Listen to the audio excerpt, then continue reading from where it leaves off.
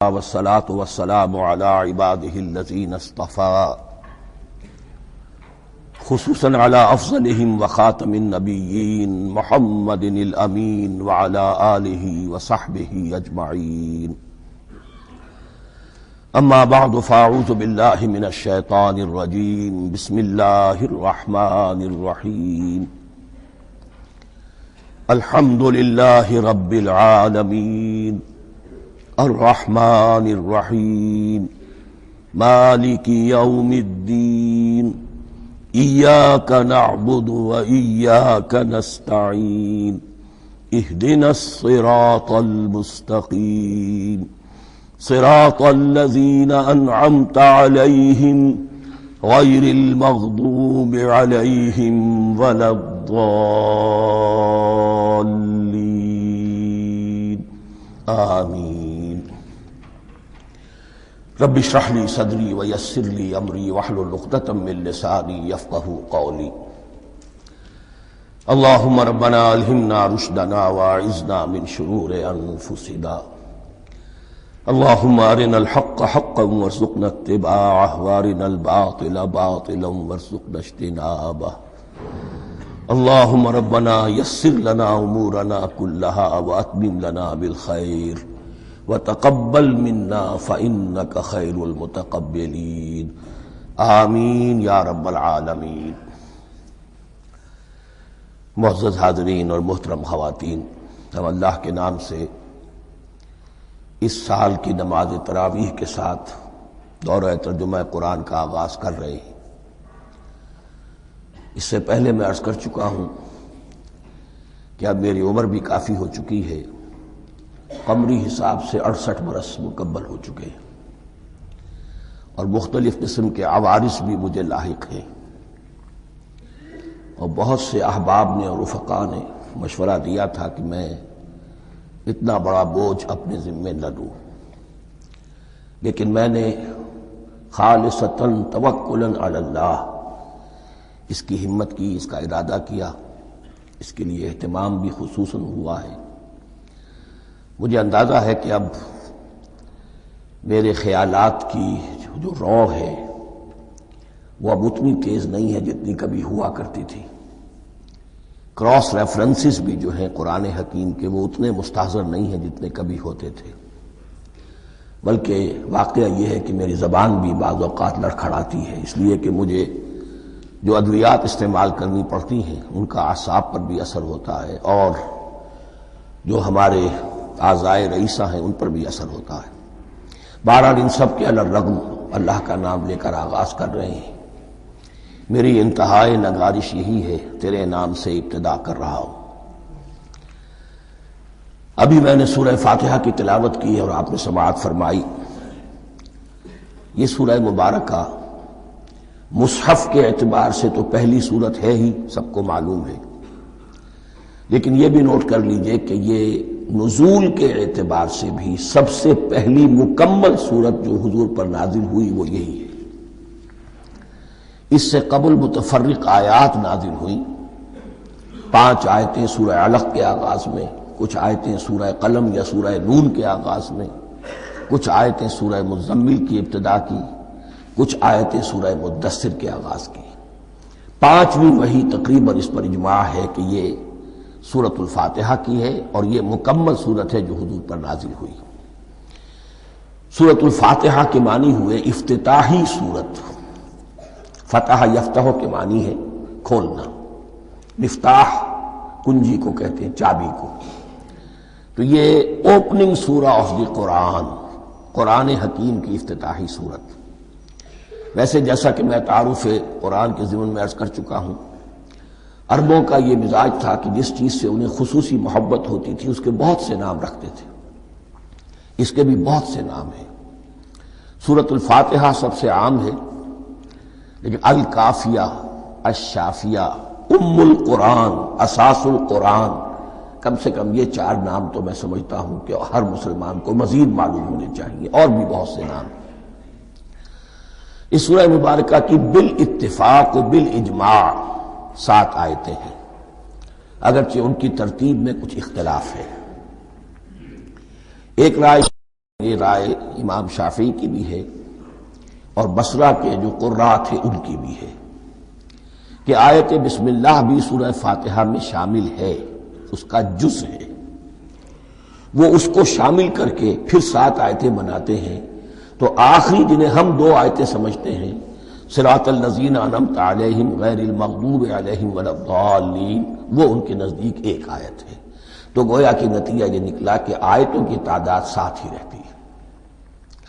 امام ابو حنیفہ رحمۃ اللہ علیہ کا موقف اور کوفے کے جو قراء تھے ان کا بھی موقف یہ ہے کہ آیت بسم اللہ نہ سورہ فاتحہ کا جز ہے نہ کسی اور سورت کا جز ہے، سوائے ایک مقام پر جہاں حضرت سلیمان علیہ السلام کا خط جو ہے نقل ہوا ہے، جو انہوں نے ملکہ سبا کو لکھا تھا انہ من سلیمان و انہ بسم اللہ الرحمن الرحیم، تو قرآن کے متن میں صرف اسی جگہ پر یہ آیت شامل سمجھتے ہیں، باقی یہ صرف علامت کے طور پر کہ یہاں سے ایک نئی سورت شروع ہو رہی ہے درج کی گئی ہے۔ اس سورہ مبارکہ کو الصلاح قرار دیا گیا ایک حدیث میں، اس کا جو اسلوب ہے وہ دعا کا ہے، اور دعا کے ساتھ اس کی جو مناسبت ہے اور پھر اسی کی وجہ سے ہماری نماز کا یہ جزو لا ینفک بنا دیا گیا، بلکہ ایک حدیث جو میں آپ کو سناؤں گا اس میں اسی کو نماز قرار دیا گیا، الصلاح یہی ہے۔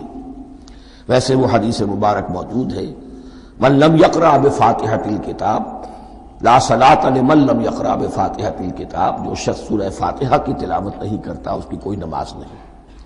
اس کے حوالے سے بھی ہمارے ہاں 2 مسلک ہیں، ذکر صرف اس لیے کر رہا ہوں کہ آپ کے علم میں ہو، ان میں کوئی بنیادی فرق نہیں ہے، کسی بھی ایک رائے کا انسان قائل اور حامل ہو سکتا ہے بغیر اس کے کہ دوسرے کو بالکل غلط قرار دے، بلکہ یہ کہ اس کے لیے بھی گنجائش اپنے ذہن میں اور اپنے دل میں رکھے۔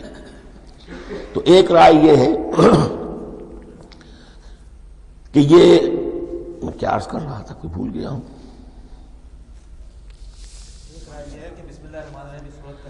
جی، اور دوسری آیت یہ ہے کہ اس کا حصہ نہیں ہے، اسی اعتبار سے یہ کہ یہ سورہ مبارکہ نماز میں پڑھی جانی ضروری ہے، لا صلاۃ لمن لم یقرأ بفاتحۃ الکتاب۔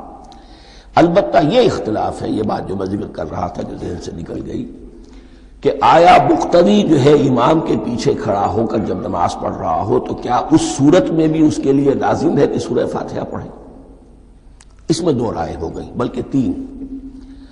ایک رائے انتہائی ہے اور وہ فقہ حنفی کی طرف منسوب ہے کہ اگر آپ امام کے پیچھے مقتدی کی حیثیت سے نماز پڑھ رہے ہیں تو کسی بھی رکعت میں آپ سورہ فاتحہ نہیں پڑھیں گے۔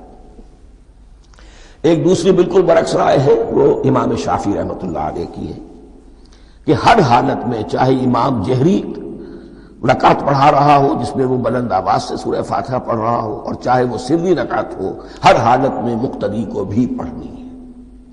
ایک تیسری رائے بین ہے، وہ امام مالک کی ہے رحمۃ اللہ علیہ، کہ جو سری رکعت ہے جس میں کہ امام بھی خاموشی سے پڑھ رہا ہے مقتدیوں کو بھی پڑھنی چاہیے، جو جہری رکعت ہے جس میں کہ امام بلند آواز سے پڑھ رہا ہے اس میں مقتدیوں کو خاموش رہ کر پوری توجہ جو ہے سننے پر صرف کر دینی چاہیے۔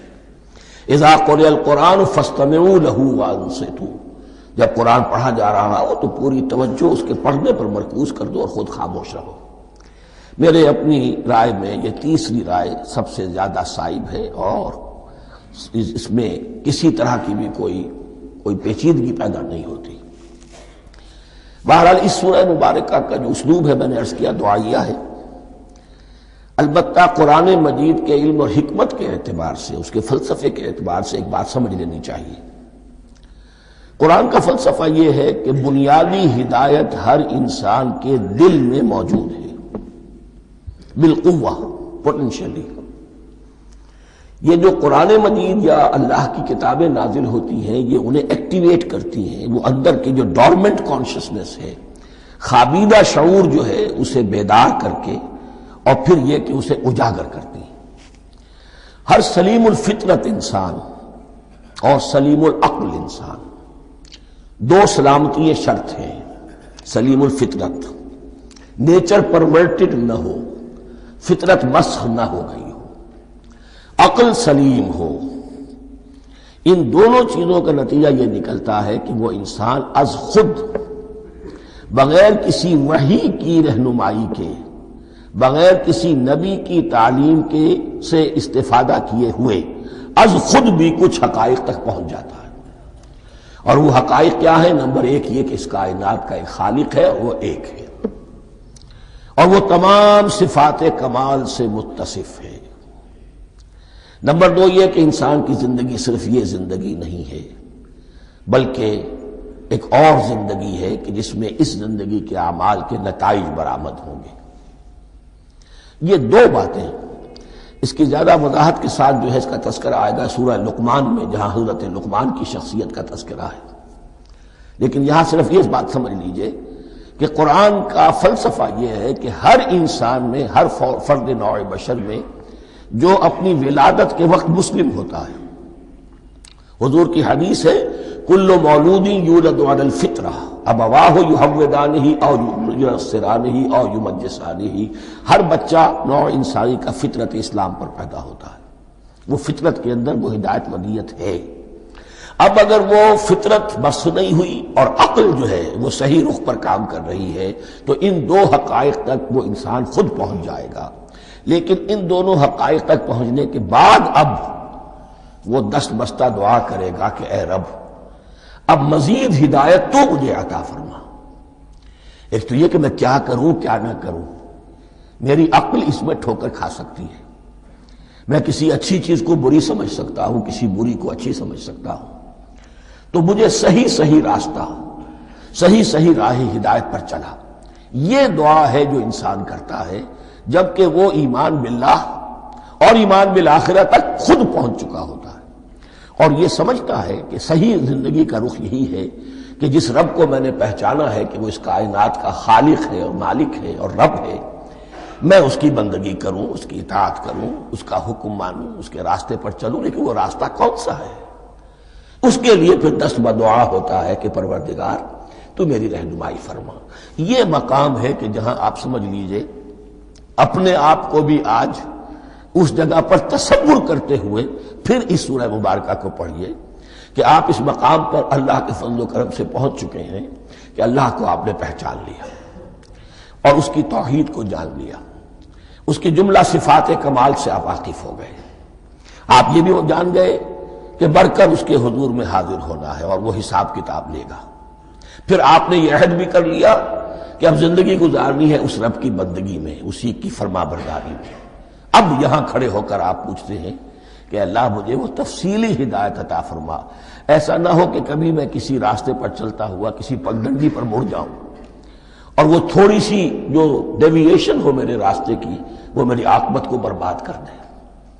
یک لحظہ غافل گشتم و صد سال راہم دور شد، اس لیے کہ ہوتا یہی ہے سیدھے راستے سے ذرا سی کوئی پگڈنڈی جو ہے تھوڑے سے اینگل پر نکلی ہے، لیکن جب چلتے جائیں گے آپ تو جتنا آگے بڑھیں گے اس پر، اس راہ صراط مستقیم سے آپ اتنے ہی زیادہ دور ہوتے چلے جائیں گے۔ یہ ہے قرآن مجید کی حکمت اور فلسفے کے اعتبار سے اس سورہ مبارکہ کا مقام۔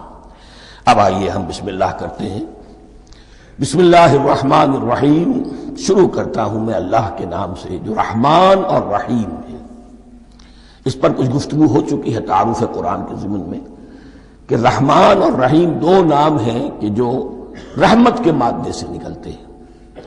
رحمان میں اللہ تعالیٰ کی رحمت کا جوش ہے، جانی کیفیت، طوفانی کیفیت، اور رحیم میں اللہ تعالیٰ کی رحمت کا دوام اور تسلسل۔ یہ دونوں کیفیات اللہ کی رحمت میں بیک وقت موجود ہیں، جس کا ہم تصور نہیں کر سکتے۔ ہم سمندر کو دیکھتے ہیں، متلاطم سمندر ہے، اس میں ہیجان ہے، طوفان ہے۔ دریا کو دیکھتے ہیں کہ وہ سکون کے ساتھ چل رہا ہے، خاموشی سے چل رہا ہے، بہہ رہا ہے، بس تسلسل کے ساتھ بہہ رہا ہے۔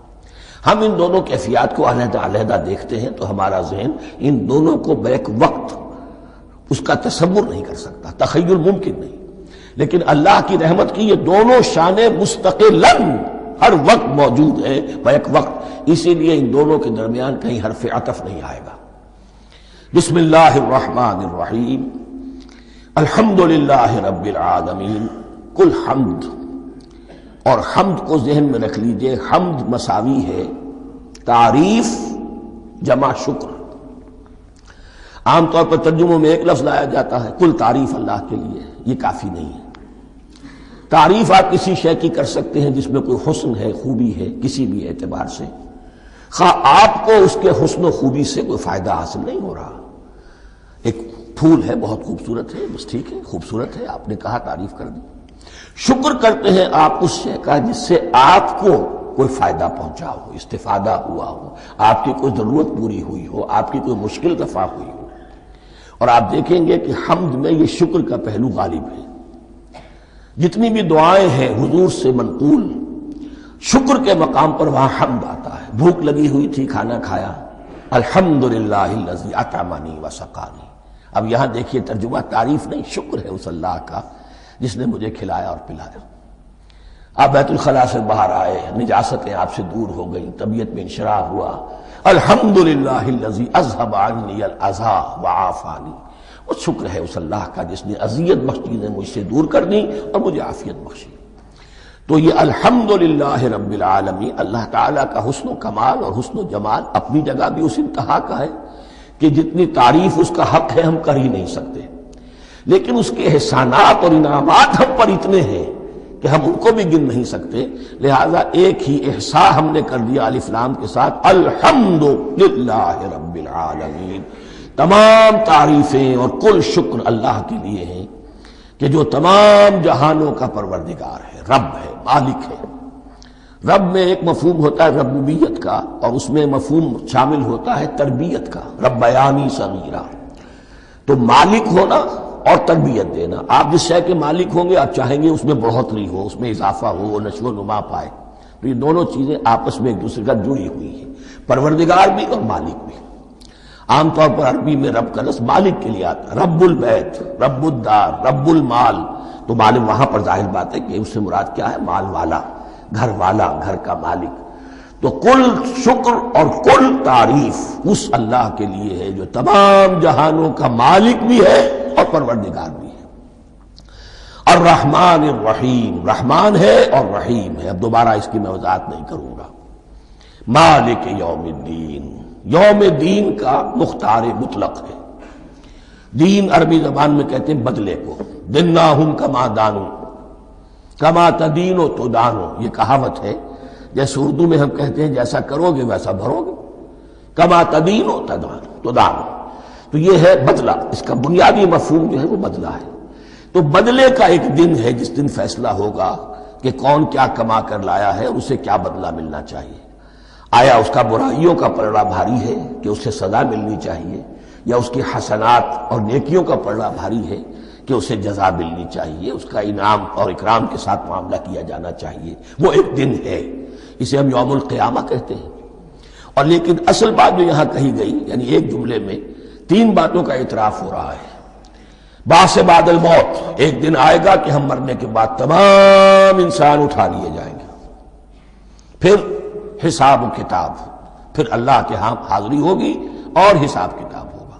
اور تیسرا یہ کہ اس حساب کتاب کے دن کا مختار مطلق اللہ ہے، یعنی کسی اور کو اپنے ذہن میں سہارا بنا کر آپ زندگی گزاریں کہ وہ مجھے چھڑا لے گا، یا وہ ہستی جو ہے اتنی زوردار ہے کہ وہ مجھے بچا لے گی، اس سے اپنے دل کو، اپنے ذہن کو بالکل پاک کر لیجئے۔ مالک یوم الدین، ایک دوسری جگہ پر قرآن میں آیا ہے، اس روز کوئی پکارنے والا پکارے گا، لمن الملک اليوم للہ الواحد القہار، آج کے دن کس کا اختیار مطلق ہے؟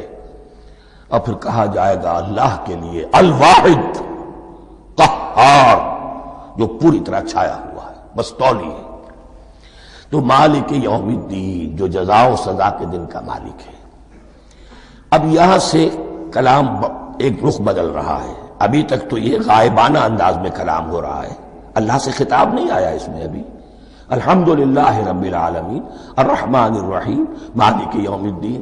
اب خطاب ہے، ایاک نعبد و ایاک نستعین، ہم صرف تیری ہی بندگی کرتے ہیں اور کریں گے، اور ہم صرف تجھ ہی سے مدد مانگتے ہیں اور مانگیں گے۔ یہ ترجمہ میں کیوں کر رہا ہوں کہ یہ فعل مضارع ہے۔ عربی زبان میں فعل مضارع حال اور مستقبل دونوں کو کور کرتا ہے۔ کا جو ہے مفعول فاعلی جو ہے، مفعول جو ہے اس میں ضمیر مفعولی اسے پہلے لا کر حشر کا مضمون پیدا ہو گیا۔ ہم تیری بندگی کرتے ہیں نہیں، ہم تیری ہی بندگی کرتے ہیں اور کریں گے۔ حال میں ترجمہ کیجئے تو یہ اظہار حال ہے، اور مستقبل میں ترجمہ کیجئے تو یہ ایک عہد ہے، قول و قرار ہے، بہت بڑا معاہدہ ہے۔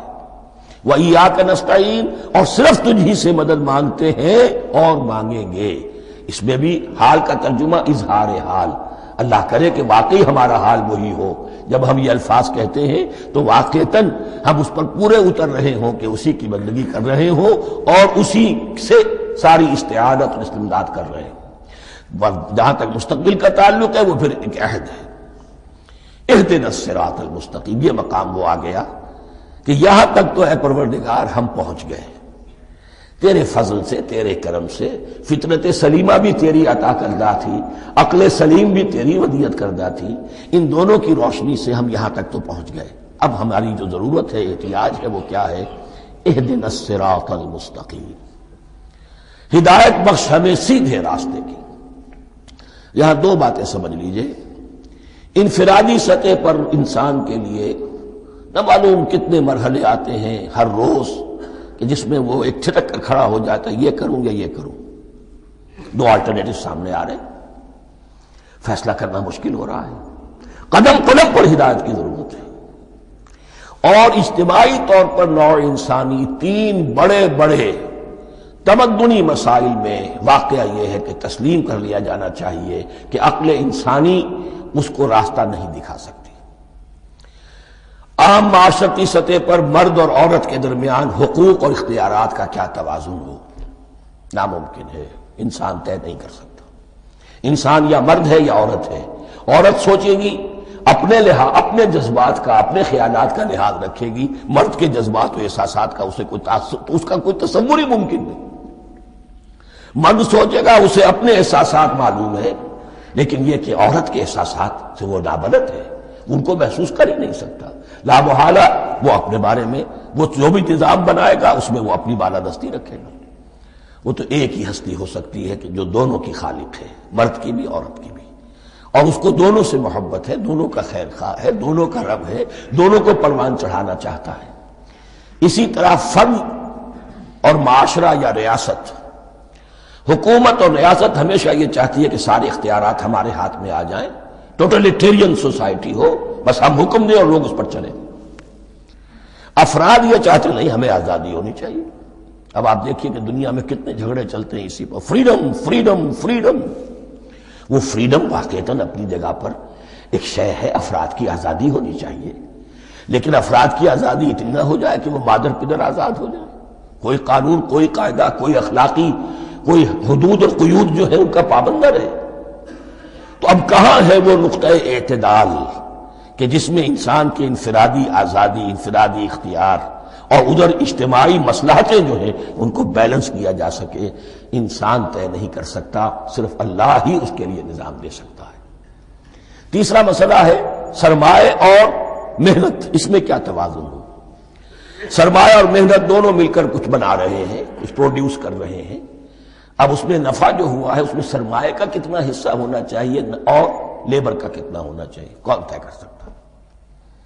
اس کے لیے بھی کہ ایسا نہ ہو کہ سرمایہ داری جو ہے آکاش بیل بن کر پورے معاشرے پر چھا جائے اور غریب بیچارہ، مزدور بیچارہ، کاشتکار بیچارہ وہ گویا کہ چکی کے دو پارٹوں میں پس کر رہ جائے، اس کی کوئی حیثیت نہ رہ جائے۔ لیکن یہ کہ دوسری طرف اگر یہ کہ مزدور کا جو حق ہے اس سے زیادہ اس کو دے دیا جائے تو سرمایہ جو ہے وہ سکڑ جائے گا، شائی ہو جائے گا، وہ پھر میدان میں نہیں آئے گا۔ کیا کیا جائے؟ کون سا نقطہ عدل و اعتدال ہے؟ یہ تین مسائل ایسے ہیں، اہدنا الصراط المستقیم۔ تو یوں سمجھیے کہ ایک جو بنیادی ہدایت تھی، ایک اللہ کو پہچان لینا، یہ جان لینا کہ کل حسن و جمال اور تمام انعام و اکرام کا منبع اس کی ذات ہے، وہ رحمان ہے اور رحیم ہے، اور یہ جان لینا کہ مرنے کے بعد جی اٹھنا ہے، حساب کتاب ہے، فیصلہ ہوگا جزا و سزا کا، اور مختار مطلق اس دن کا اللہ ہے۔ پھر یہ عہد کر لینا ایاک نعبد و ایاک نستعین، اس کے بعد دعا، پروردگار ہمیں ہدایت پر قائم رکھ، ہماری ہدایت میں اضافہ فرما۔ اس ہدایت کے لفظ کو سمجھ لیجئے، بنیادی ہدایت، تفصیلی ہدایت، قدم قدم پر ہدایت، ہدایت پر ہدایت۔ والذین اہتدوا زادہم ہدی، جو لوگ ہدایت کے راستے پر آتے ہیں اللہ ان کی ہدایت میں اضافہ کرتا ہے۔ تو یہ قدم قدم پر ہمیں ہدایت کی ضرورت ہے اور مرحلہ وار ضرورت ہے۔ ہدایت اس کو بھی کہتے ہیں کہ کسی نے آپ سے کوئی پتہ پوچھا، آپ نے کہا ادھر جانا، پھر دوسری گلی میں مڑنا، پھر جانا دو تین لائٹیں چلے جانا، پھر مڑنا وغیرہ وغیرہ، یہ بھی ہدایت ہے، نظری طور پر آپ نے بتایا ہے۔ ایک ہدایت یہ ہوئی کہ بھائی میں چلتا ہوں آپ کے ساتھ، میں آپ کو وہاں تک پہنچا دوں گا تاکہ آپ کو دقت نہ ہو، آپ نے منزل تک پہنچا دیا۔ ان دونوں کے درمیان، یہ تو میں نے ایک فرد کی مثال دی ہے، اللہ اور بندے کے درمیان نہ معلوم کتنے مراحل ہیں ہدایت کے۔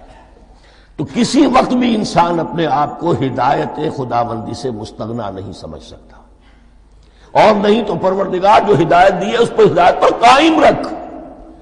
کیا پتہ شیطان کا کوئی حملہ، کیا پتہ ہمارے نفس کی کوئی شرارت کسی ایسے رخ پر ہمیں ڈال دے کہ اب تک کی ساری کمائی بھی ضائع ہو جائے۔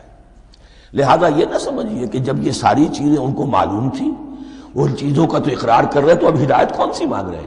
تو ہدایت کا تو بڑا میدان کھلا ہوا ہے، اور اس ہدایت کی وہ جو میں نے آخری شکل آپ کو بتائی ہے کہ منزل مقصود تک پہنچا دے، یہ ہدایت بھی قرآن مجید میں اس معنی میں بھی لفظ آیا ہے کہ اہل جنت جب جنت میں داخل ہوں گے تو جو ترانہ حمد ان کی زبان پر اس وقت ہوگا وہ کیا ہے؟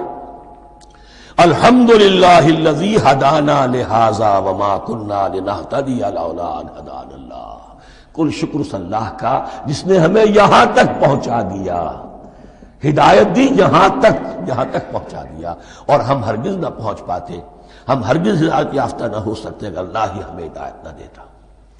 اہدنا الصراط المستقیم، سیدھا راستہ، صراط الذین انعمت علیہم، اب اس کی مزید وضاحت ہے، راستہ اس کا ان لوگوں کا جن پر تیرا انعام ہوا۔ یہ کون لوگ ہیں؟ اس کی وضاحت آپ کو ملے گی سورہ نساء میں، من یطع اللہ والرسول فاولئک مع الذین انعم اللہ علیہم من النبیین والصدیقین والشہداء والصالحین۔ چار طبقات ہیں منعم علیہم جن پر اللہ کا انعام ہوا ہے۔ چوٹی پر انبیاء کرام، اس کے بعد صدیقین کرام، اس کے بعد شہداء عظام، اس کے بعد عام صالح مسلمان، صالح ہو۔ یہ بیس لائن ہے، اس سے اوپر کا درجہ شہداء کا ہے، اس سے اوپر کا درجہ صدیقین کا ہے، اور پھر اس سے اوپر کا درجہ انبیاء کا ہے۔ انبیاء میں سے پھر وہ بھی ہوتے ہیں کہ جو اولو العزم میں من الرسل ہیں، لیکن یہ چار طبقات ہیں، ان کے راستے پر ہمیں چلا۔ غیر المغضوب علیہم ولا الضالین،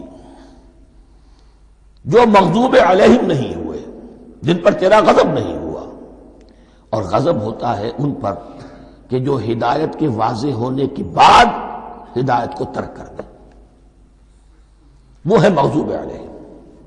جنہیں ہدایت مل گئی ہو، ہدایت کو پہچان لیا ہو، پھر اپنی شرارت نفس کی وجہ سے، اپنی نفسانیت کی وجہ سے، اپنے تکبر کی وجہ سے، اپنے حسد کی وجہ سے وہ اس حق کو رد کر دیں، اس کو ترک کر دیں، ان پر اللہ کا غضب آتا ہے۔ اور اس میں اس کی بہت بڑی مثال تاریخ کے اعتبار سے یہودی ہیں۔ اللہ نے انہیں ہدایت دی، کتابیں عطا کی، تورات، انجیل، زبور، سینکڑوں نبی ان میں مبعوث کیے، 1400 برس تک نبوت کا تار ٹوٹا ہی نہیں، مسلسل۔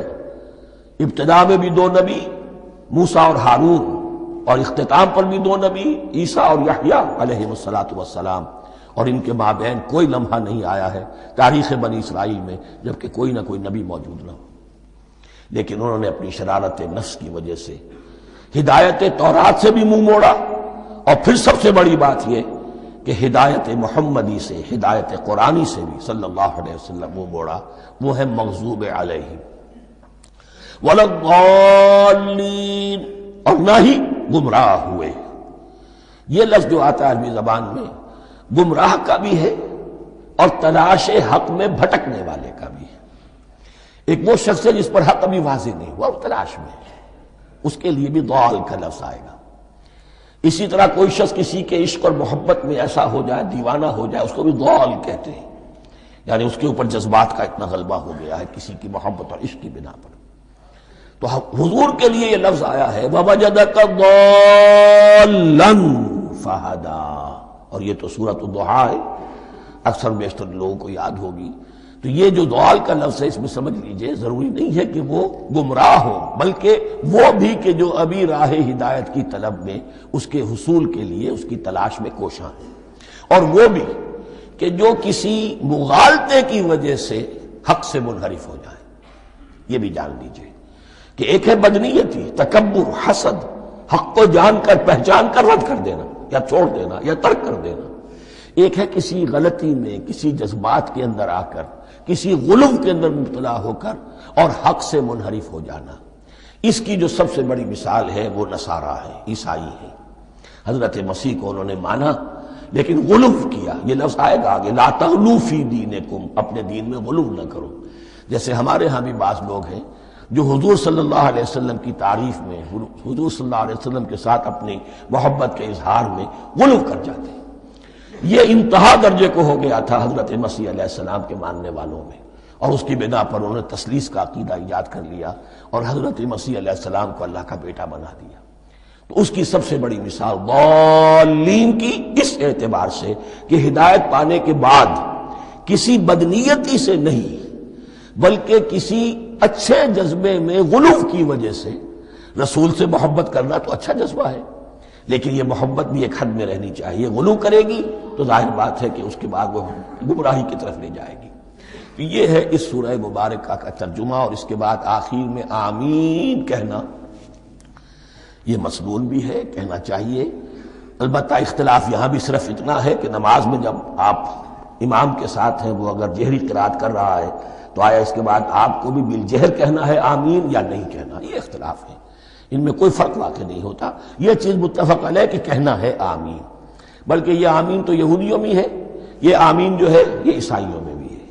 ان کی بھی جو پریئر، لارڈس پریئر ہے، اس کے بعد آمین، وہ آمین کہتے ہیں، وہ فرق، وہ لفظ ایک ہی ہے، اس لیے کہ عبرانی زبان اور عربی زبان، یا تو ہم یہ کہہ سکتے ہیں کہ دونوں بہنیں ہیں، کوئی ایک مشترک زبان تھی ان کی ماں جس کی یہ دو بیٹیاں ہیں، اور یا یہ کہنا پڑے گا کہ عربی زبان کی ماں جو ہے وہ عبرانی زبان ہے۔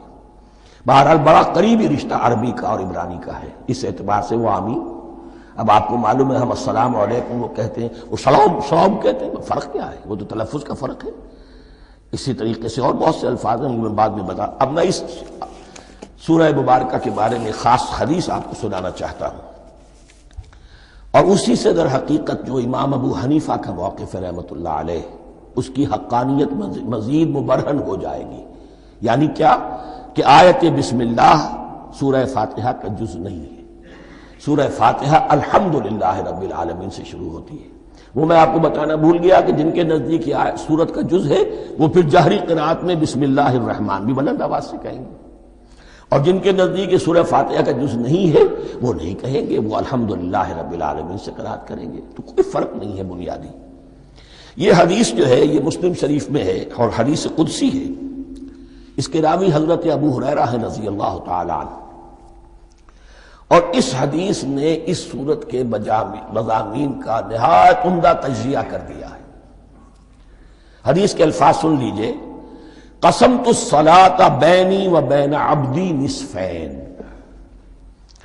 اللہ تعالیٰ فرما رہے ہیں، حدیث قدسی ہے، میں نے نماز کو، صلاۃ کو اپنے اور اپنے بندے کے درمیان آدھا آدھا تقسیم کر لیا، فنصفها لی ونصفها لعبدی، اس کا نصف جو ہے وہ میرے لیے ہے اور نصف جو ہے وہ میرے بندے کے لیے ہے، وَلِعَبْدِي مَا سَأَلَ، اور جو میرے بندے نے مانگا میں اسے دوں گا، میرا وعدہ ہے یا میں نے اسے دیا۔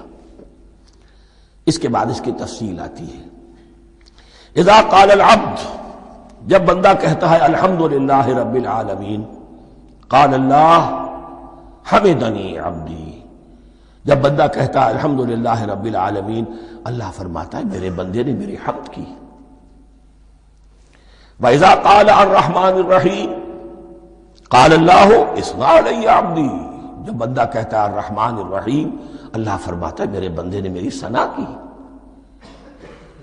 وَإِذَا قَالَ مَالِكِ يَوْمِ الدِّينِ قَالَ اللَّهُ تَعَالَى مَجَّدَنِي عَبْدِي، میرے بندے نے میری تمجید بیان کی، میری بزرگی بیان کی۔ اب یہ تین آیتیں ہو گئیں، تینوں میں اللہ کی حمد ہے، ثنا ہے، تمجید ہے۔ یہ تین آیتیں خالص اللہ کے لیے ہو گئیں۔ اب چوتھی آیت آئی، ایاک نعبد و ایاک نستعین۔ اس کے بارے میں جب بندہ کہتا ہے اذا قال العبد ایاک نعبد و ایاک نستعین، قال اللہ تعالی ھذا ما بینی و بین عبدی ولعبدی ما سأل، یہ میرے اور میرے بندے کے درمیان ہے۔ یہ تو یوں سمجھیے کہ یہ گرہ لگ گئی ہے میرے اور میرے بندے کے مابین۔ اس نے مجھ سے قول و قرار کیا ہے، اس نے میری بندگی کا اعتراف کیا ہے، اس نے تسلیم کیا ہے کہ میری ہی بندگی کرتا ہے اور کرے گا، اور مجھ سے مدد چاہیے ہے۔ ھذا ما بینی و بین عبدی، یہ معاہدہ ہے۔ معاہدہ دو فریقوں کے مابین ہوتا، یہ میرے اور میرے بندے کے مابین ہے۔ وَلِعَبْدِي مَا سَأَلَ، اور میں نے اپنے بندے کو دیا جو اس نے مانگا۔ وہ میری مدد چاہتا ہے، میری مدد اس کے شامل حال رہے گی۔ فَإِذَا قَالَ، اور جب بندہ کہتا ہے اهْدِنَا الصِّرَاطَ الْمُسْتَقِيمَ صِرَاطَ الَّذِينَ أَنْعَمْتَ عَلَيْهِمْ غَيْرِ الْمَغْضُوبِ عَلَيْهِمْ وَلَا الضَّالِّينَ، قَالَ اللَّهُ تَعَالَى هَذَا لِعَبْدِي وَلِعَبْدِي مَا سَأَلَ۔ یہ تین آیتیں یہ میرے بندے کے لیے، اهْدِنَا الصِّرَاطَ الْمُسْتَقِيمَ، اسی صراط مستقیم کی وضاحت ہے مثبت، صراط الذین انعمت علیہم، اسی صراط المستقیم کی وضاحت ہے منفی انداز میں، غیر المغضوب علیہم ولا الضالین۔ یہ سب میرے بندے کے لیے ہے، اور میں نے اپنے بندے کو دیا جو اس نے مانگا۔ اس کو میں نے ایک مرتبہ یہ ترازو کی شکل میں اس کو لکھوایا تھا۔ دیکھیے یہ ایاک نعبد و ایاک نستعین، یہ ہے وہ ترازی کی وہ ڈنڈ، واو جو ہے ایاک نعبد و ایاک نستعین، واو جو ہے گویا کہ وہ مٹھ ہے جس سے کہ ترازو کو پکڑا جاتا ہے۔ ادھر ایک پلڑا ہے جس کی تین آیتیں ہیں، الحمدللہ رب العالمین الرحمن الرحیم مالک یوم الدین۔ اس کا نتیجہ کیا نکلا؟ ایاک نعبد۔ آپ نے شاید یہ سنا بھی ہو، ایک بہت ہی عمدہ قرات کا جو ریکارڈ ہے قاری عبدالباسط عبدالصمد کا، وہ یہیں سے چل کر سورہ فاتحہ کی قرات کر کے ایاک نعبد پر آ کر رکتا ہے۔ الحمدللہ رب العالمین الرحمن الرحیم مالک یوم الدین ایاک نعبد۔ گویا کہ یہاں یہ صورت بالکل ہاف ہو گئی ہے۔ تین آیتوں میں اللہ کی حمد ہے، ثنا ہے، تمجید ہے، جس کا نتیجہ ہم تیری ہی بندگی کرتے ہیں، تیری ہی اطاعت کریں گے۔ لیکن اب اس کے بعد سوال ایاک نستعین، اسی کی جو استعانت کیا درکار ہے ہمیں؟ ہدایت۔ ہدایت سب سے بڑی استعانت ہے، ہدایت ہی تو سب سے بڑی مدد ہے۔ اهدنا الصراط المستقیم صراط الذین انعمت علیہم غیر المغضوب علیہم ولا الضالین۔ یہ ایاک نستعین کے حکم کے ساتھ یہ تین آیتیں آ گئیں، اهدنا الصراط المستقیم صراط الذین انعمت علیہم غیر المغضوب علیہم ولا الضالین۔ قسمت الصلاة بینی و بین عبدی نصفین فنصفها لی ونصفها لعبدی ولعبدی ما سأل۔ اللہ تعالیٰ اس سورہ فاتحہ کا جو اصل مفہوم ہے وہ بھی ہمارے ذہنوں پر، ہمارے شعور کی سطح پر اسے اجاگر کیے رکھے، ہمیں توفیق دے کہ جب بھی پڑھیں، جب بھی سنیں تو وہ کیفیت اگر ہو جائے۔ اس لیے کہ ایک حدیث ہے کہ الصلاۃ معراج المومنین، نماز تو اہل ایمان کے حق میں معراج کے درجے میں ہے۔ اس حوالے سے ہم یہ سمجھ سکتے ہیں کہ کوئی وقت ایسا آ سکتا ہے کہ انسان کو واقعتاً، روح انسانی واقعتاً اللہ کے یہ جواب سنے۔ انہونی بات نہیں ہے یہ، ہوتا ہے خطاب آخر، اٹھتا ہے حجاب آخر، کرتے ہیں خطاب آخر، یہ تو ہوتا ہے۔ مخاطبہ الہی تو میں نے عرض کیا کہ ثابت ہے، مخاطبہ، محادث اور تحدیث اللہ بندوں سے کلام کرتا ہے۔ اب آئیے بسم اللہ الرحمن الرحیم، اب یہ سورہ بقرہ شروع ہو رہی ہے۔ سورۃ البقرہ جو 286 آیات پر مشتمل ہے، تقریباً 2.5 پاروں پر پھیلی ہوئی ہے۔ ہر شخص جانتا ہے کہ یہ قرآن حکیم کی حجم کے اعتبار سے سب سے بڑی سورت ہے، لیکن یہ معاملہ صرف حجم کا نہیں ہے۔ نبی اکرم صلی اللہ علیہ وسلم نے اسے سنام القرآن قرار دیا ہے۔ آپ نے فرمایا لکل شیء سنام، ہر چیز کی ایک چوٹی ہوتی ہے، جیسے اونٹ کا کوہان ہوتا ہے۔ وسلام القرآن البقرہ، سلام القرآن، قرآن کی چوٹی جو ہے وہ سورۃ البقرہ ہے۔ یہ نوٹ کر لیجئے جو میں نے کل آپ کو جو مختلف مکی اور مدنی صورتوں کے گروپوں کے بارے میں بتایا تھا کہ یہاں سے اب پہلی منزل بھی شروع ہو رہی ہے اور پہلا گروپ بھی شروع ہو رہا ہے، اور اس کے ساتھ جو اگلی صورت آئے گی وہ اس کا جوڑا ہے، سورہ آل عمران، جس کی سب سے نمایاں علامت یہ نوٹ کیجئے، یہ بھی الف لام میم سے شروع ہوئی، اگلی بھی الف لام میم سے شروع ہوگی۔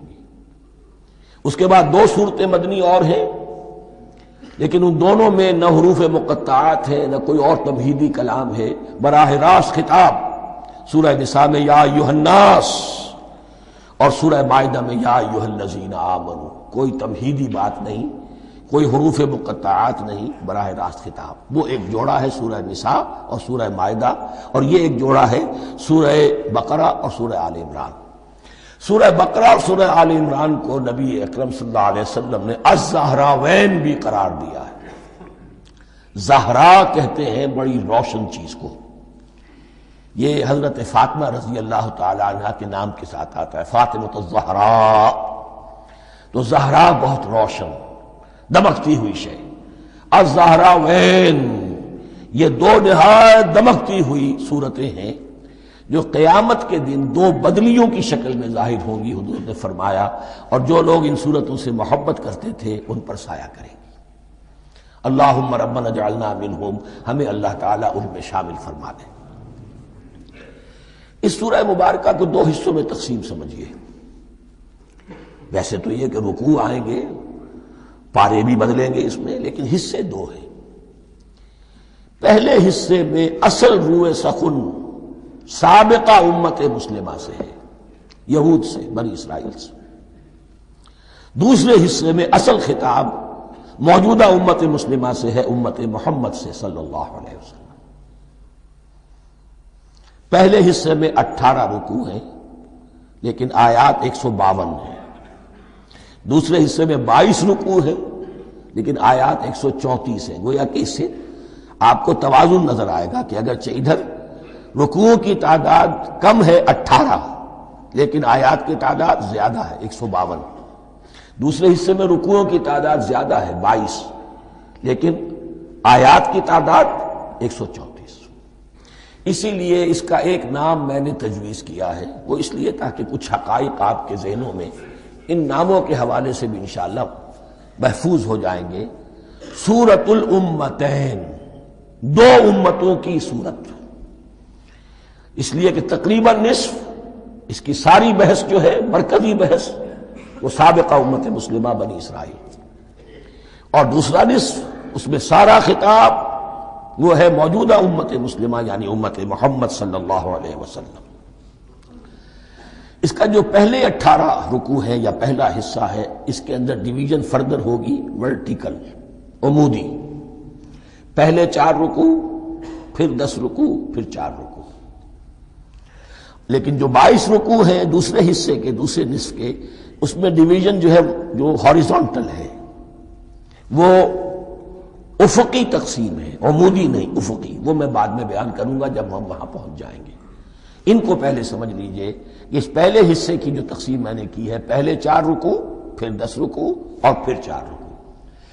پہلے 4 رکوع یوں سمجھیے کہ پورے قرآن مجید کے لیے اس کی حکمت اور فلسفے کا جو حصہ مکی قرآن میں بیان ہو چکا تھا اس کا خلاصہ ہے۔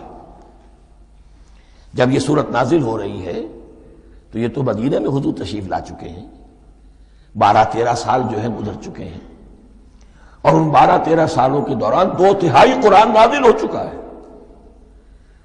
اس میں جو بھی حکمت، فلسفہ اور بنیادی دعوت، یہ جو چیزیں مکی قرآن میں بیان ہوئی، ان کا خلاصہ نچوڑ نکال کر یہاں 4 رکوعوں میں رکھ دیا گیا۔ اگرچہ ان میں بھی جب گہرائی میں آپ دیکھیں گے تو روح سخن جو ہے وہ بنی اسرائیل کی طرف ہے، وہ میں بعد میں عرض کروں گا، لیکن اضافی طور پر یہ سمجھ لیجئے کہ پورے مکی قرآن کے حکمت اور پیغام کا خلاصہ ان 4 رکوعوں میں۔ پھر 10 رکوع ہیں جن میں براہ راست خطاب ہے سابقہ امت مسلمہ، یا بنی اسرائیل۔ اس کے بھی 2 حصے ہیں۔ پہلے ایک رکوع میں دعوت ہے، بڑا انداز اس کا بڑا پیارا ہے، اس میں دعوت ہے، ایمان لاؤ محمد پر صلی اللہ علیہ وسلم۔ اور اس کے بعد 9 رکوع ہیں ملامت کے، ملامت، تنقید، تم نے یہ کیا اور یہ کیا اور یہ کیا، ہم نے یہ احسان کیے، یہ احسان کیے، یہ احسان کیے، تم نے یہ ناشکری کی، یہ ناشکری کی، یہ ناشکری کی۔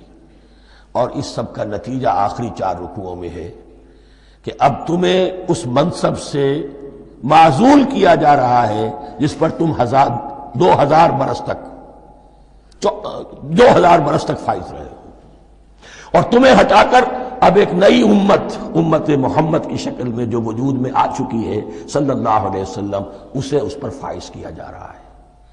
اور اس کی علامت کے طور پر اسے میں کہا کرتا ہوں کورونیشن، تاج پوشی۔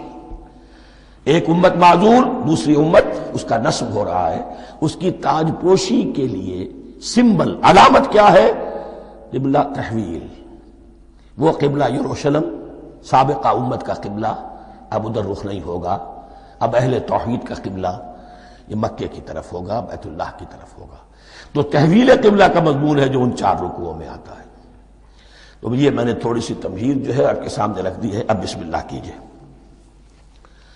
بسم اللہ الرحمن الرحیم۔ الف لام میم۔ الف لام میم یہ حروف مقطعات ہیں، یہ علیحدہ علیحدہ پڑھے جاتے ہیں، علم نہیں پڑھ سکتے اس کو۔ الف لام میم، ہا میم، ہا علیحدہ میم علیحدہ، اگرچہ لکھے ہوئے ہوتے ہیں جڑے ہوئے، کاف ہا یا عین صاد لکھے ہوئے جڑے ہوئے، پڑھے جائیں گے علیحدہ علیحدہ، قطع علیحدہ کرنا۔ تو حروف مقطعات ان کے بارے میں ایک بات تو جو ہے اجماعی ہے، سب کے نزدیک مسلم ہے، ان کا کوئی حتمی مفہوم اور ان کے حتمی معنی کسی کو معلوم نہیں سوائے اللہ اور اس کے رسول کے۔ اس معنی میں یوں بھی کہا گیا یہ کوڈ ورڈز ہیں، جیسے کہ کوئی میسیجز جو ہیں ادھر ادھر بھیجے جاتے ہیں، سیکرٹ میسیجز، تو کچھ کوڈ ورڈز ہوتے ہیں جس سے سمجھ میں آتا ہے کہ یہ بات واقعتاً صحیح سورس سے آ رہی ہے، واللہ عالم۔ لیکن اس کا کوئی مفہوم اور اس کے معنی جو ہیں وہ اتفاق اس پر ہے، اگرچہ بعض حضرات نے کچھ اپنی سی کوشش کی ہے، کچھ مفہوم جو ہے بنانے کی، وہ اپنی جگہ پر ہے، لیکن یہ کہ کسی حضرت عبداللہ ابن عباس رضی اللہ تعالی عنہما نے بعض ایسی کوششیں کی ہیں، لیکن ان کی رائے کو بھی ان کی ذاتی رائے سمجھا گیا ہے، امت نے اسے قبول نہیں کیا۔ اجماع اور کنسنسس اسی پر ہے کہ اس کے معنی اور مفہوم کسی کو معلوم نہیں سوائے اللہ اور اس کے رسول کے۔ البتہ بعض چیزیں ایسی ہیں کہ وہ اگر نوٹ کر لی جائیں تو شاید آئندہ ہے اس میں کچھ راز کھلنے کے امکانات پیدا ہو جائیں۔ دیکھیے عربی زبان کے جو الفابیٹس ہیں ان کی تعداد 29 ہے یا 28 ہے، میں بتا چکا ہوں۔ الف اور حمزہ کو ایک سمجھے تو 28 ورنہ 29۔ پہلی بات یہ نوٹ کیجئے، قرآن حکیم کی 114 سورتوں میں سے 29 سورتوں میں ان کے شروع میں یہ حروف مقطعات آئے۔ دوسری بات یہ کہ اس میں 28 کا نصف کیجئے تو 14 استعمال ہوئے، 14 نہیں استعمال ہوئے، بالکل آدھی تعداد استعمال ہوئی ہے۔ تیسرے یہ کہ جو شروع اور آخر اور درمیان 3 حصوں میں تقسیم کر دیجئے آپ، 9 9 9 پلواری 27، ایک طرف 10 رہ جائیں گے۔ پہلے حصے میں سے بہت کم حروف لیے گئے، بہت کم۔ آخری حصے کے تقریباً تمام حروف ہیں، تقریباً۔ درمیانی حصہ وہ ہے کہ جس میں آپ نے دیکھا ہے کہ عربی میں جوڑوں کی شکل میں ہے، صاد ضاد، فرق کیا ہے نقطے کا، سین شین، فرق کیا ہے نقطوں کا، را زا، فرق کیا ہے نقطے کا۔ تو جو بھی نقطے والا لفظ ہے وہ نہیں لیا گیا، اور جو بغیر نقطے کے غیر منقوط ہے وہ لیا گیا۔ پھر اس میں 3 صورتیں ہیں جن میں ایک ایک حرف آیا ہے، سورہ قاف، سورہ نون، سورہ صاد۔ پھر صورتیں ہیں جن میں 2 آئی ہیں، جن میں 3 آئے ہیں، پھر 4 آئے ہیں، 2 ہی صورتیں ہیں جن میں 4 ہیں، اور 2 ہی صورتیں جن میں 5 ہیں۔ تو یہ ہے صرف یوں سمجھیے کہ اعداد و شمار۔ اس کے حوالے سے کچھ آدمی غور کرے تو شاید کوئی بات نکلے۔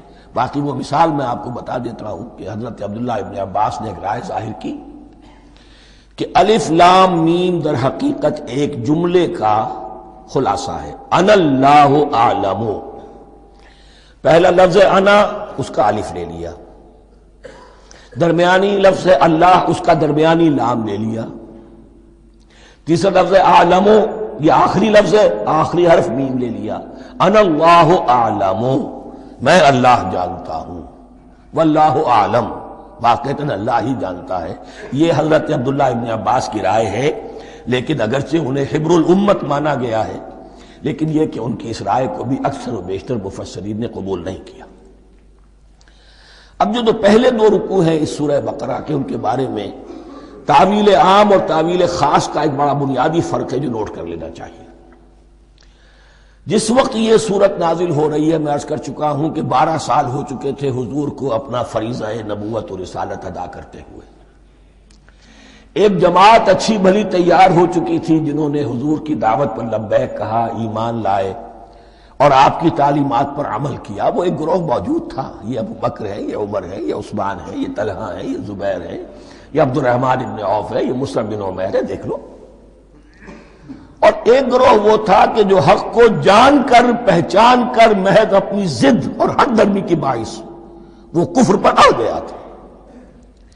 اور اب ایک تیسرا گروہ پیدا ہو رہا تھا مدینے میں آ کر، وہ ابھی ایمبریونک سٹیج میں ہے، کہ جو داعی ہے، مدعی ہے کہ ہم مانتے ہیں لیکن حقیقت میں نہیں مانتے۔ یہ 3 قسم کے گروہ دنیا میں ہمیشہ پائے جائیں گے، ہمیشہ۔ اب اس کو لا رہا ہوں تعویل عام کی طرف۔ جب بھی کبھی کوئی دعوت اٹھے گی انقلابی، ایک ہوتا ہے واعظ و نصیحت، ٹھیک ہے، جس نے بھی فائدہ اٹھایا اٹھا لیا۔ ایک ہوتی ہے دعوت انقلابی، وہ انقلابی دعوت کا ہدف ہوتا ہے نظام کو بدلنا۔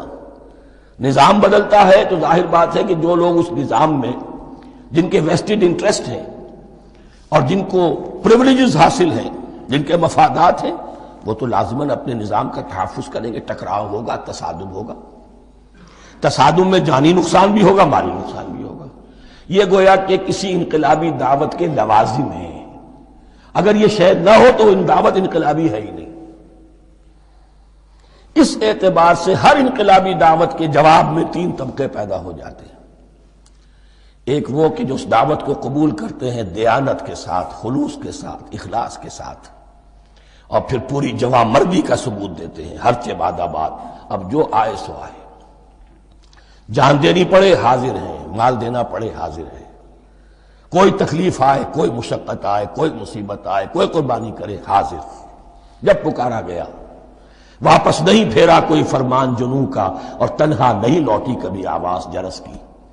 خیریت جاں راحت تن صحت داما، سب بھول گئی مصلحتیں اہل ہوس کی۔ ایک وہ لوگ ہوتے ہیں، ایک وہ لوگ ہوتے ہیں کہ جو اڑ جاتے ہیں ضد پر، ہٹ درمی پر، ماننے کے باوجود، جاننے کے باوجود کہ بات تو ٹھیک ہے جو کہہ رہے ہیں، کیسے مان لیں؟ ہماری سیادت، ہماری چودراہٹ، ہمارے مفادات، ہمارے یہ ساری چیزیں ان سب کے اوپر زد پڑ رہی ہے۔ یہ لوگ اڑ جاتے ہیں، اور پھر کوئی دعوت، کوئی نصیحت، کوئی مزید افہام و تفہیم ان کے حق میں مفید نہیں ہوتی۔ اس لیے کہ صحیح بات ہے جو کہتے ہیں کہ سوتے کو تو جگایا جا سکتا ہے، جاگتے کو کیسے جگائیں؟ کوئی سویا ہوا ہے تو آپ اسے جگا دیں گے، جو جاگا ہوا ہے لیکن وہ بنا ہوا ہے، وہ اٹھنے کو تیار ہی نہیں ہے، تو آپ کیسے اٹھا دیں گے اس کو؟ تو جو لوگ جان بوجھ کر حق کو پہچان کر رد کر دیتے ہیں، پھر ان کے حق میں کوئی دعوت، کوئی نصیحت، کوئی تبلیغ، کوئی انذار، کوئی تبشیر مفید نہیں ہوتی۔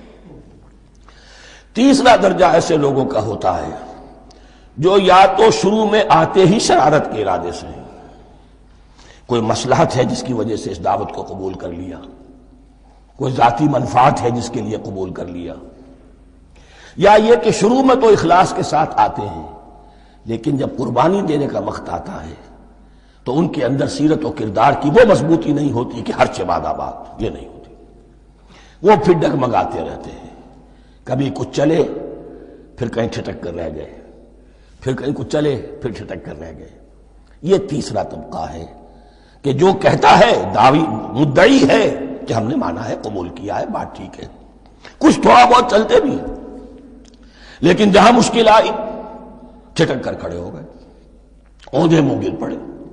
یہ تیسرا طبقہ ہے۔ اس کے لیے لفظ ہمارے ہاں منافقین بھی ہے، لیکن اس رکوع میں آ کر ابھی ان 4 رکوعوں میں نہیں بلکہ سورہ بقرہ میں مکمل میں بھی کہیں نفاق کا لفظ نہیں آیا ہے، اس لیے کہ اسے مرض سے تعبیر کیا گیا ہے۔ یہ مرض ہے ایک، اور اس مرض کے ذریعے سے لوگوں کے اندر جو ہے وہ ایک نفاق کا بیج پڑ رہا ہے، جو ظاہر ہوگا تو منافقت پوری کی پوری کھل کر سامنے آ جائے گی۔ روگ ہے انسانی شخصیت کا، اس حوالے سے وہ تیسری، اور یہ چونکہ اہم ترین حصہ تھا اور یہ مرض اب شروع ہو رہا تھا، مدینے میں، مکے میں نہیں تھا، لہذا زیادہ تفصیل سے اس کے بارے میں گفتگو ہوئی۔ اب ان 2 رکنوں کا سلسلے وار مطالعہ انشاءاللہ اس دوسری نشست میں کریں گے۔ دوسری نشست سے مراد یہی ہے ابھی